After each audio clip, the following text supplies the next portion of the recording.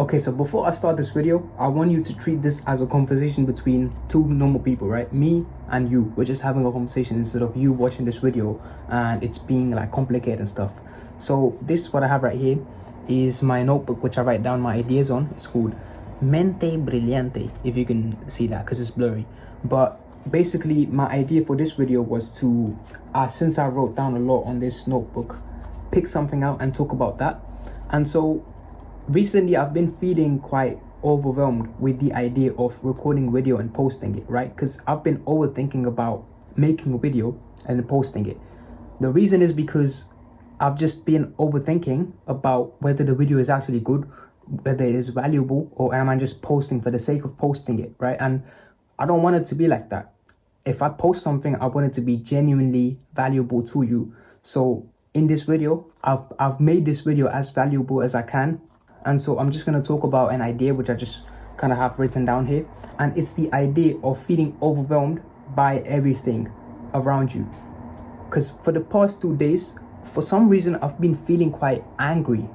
Not in the sense of I'm angry at the world and I just want to shoot some people up. Not that sort of angry.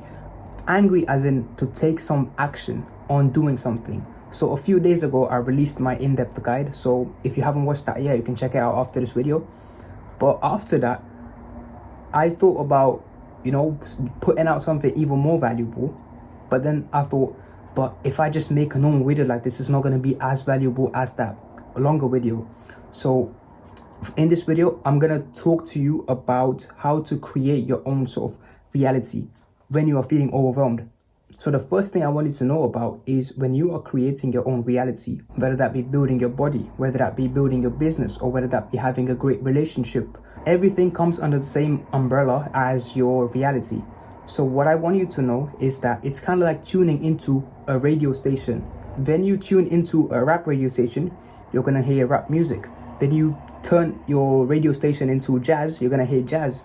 When you turn it even more, you're going to hear pop. If you tune into pop, you're going to hear pop.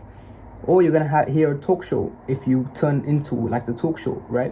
Now, I'm speaking like I don't know anything about radios. And truthfully, I don't know anything about radios. I know a little bit, but not too much.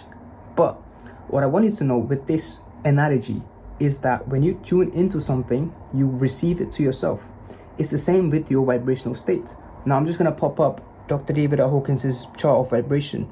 And if you don't know what that is, that's basically your emotional levels. And when you reside at a certain emotional level, you sort of create this magnetic field around you. And that magnetic field sort of attracts things towards you.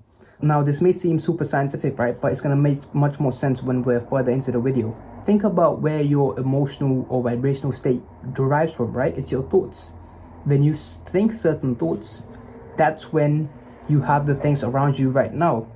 For example, you're watching this video on your device, right? You're watching this video on your phone, maybe. Now, there was a thought to make that phone, and now that phone is a reality.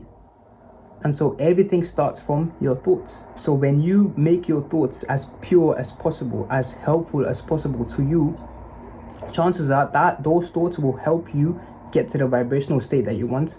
And that vibrational state would then help you create the reality that you want. Everything starts from your thoughts. And your thoughts then lead you into your feelings. So it's the way you feel. And your feelings lead into the way of becoming your emotion. The way you feel becomes an emotion. And your emotion then becomes a vibration. Your vibration then attracts things to you. So it's the same. If you tune into the radio station of life, into gratitude, you will receive that back. But you need to realize a certain thing. Sometimes you need to go through those bad times. Sometimes that bad time is required because that is a test for you to see if you persist or whether that you actually want what you want or whether you just kind of want it, but then, nah, I don't want it anymore, right? You need to make sure that you actually persist through the tests if you want the thing which you actually want. So you need to tune into the radio station of what you want to feel. And it's going to come in a delay. It's not going to be there all at once. If you suddenly have the intention to be happy, you're not going to be happy directly, right? Because what's now going to happen is you're going to have opportunities, pockets of spaces where you can choose to be happy if you want. and it's your free will, it's your choice to actually be that way or not be that way. So if I choose to be right now purposeful, I'm not going to suddenly become purposeful. I'm going to have opportunities where I can be purposeful or I can't be purposeful. But it all depends on me, because I can choose either to be purposeful or to not be purposeful. So let's say, for example, I want to be good in the gym, right? Just like a basic example. I have opportunities, either sleep now or sleep later, and then kind of mess up your sleep schedule. So I have the choice to be purposeful right there. Now I have the choice to either eat good food or don't eat good food and eat bad food instead. If I pick the good food, I'm being purposeful. I have the choice. So it's all about these pockets of spaces. You're basically making an intention by switching your vibrational state, and then you have the sort of pockets of opportunities, if you may call that, and then that leads you to ultimately where you want to go. And so another thing which I just want to comment on in this video is that most people actually fear failure more than actually wanting success. The reason they want to be rich is not because they want to be rich, it's because they want to avoid the rat race. They want to avoid being poor. So just make sure your intention is to lead towards the positive rather than avoiding the negative, because when you are avoiding your negative, you are placing your attention on the negative and you are going to resist it, but you're going to think about it more. You're thinking about it more. You're going to feel it more. You're feeling it more.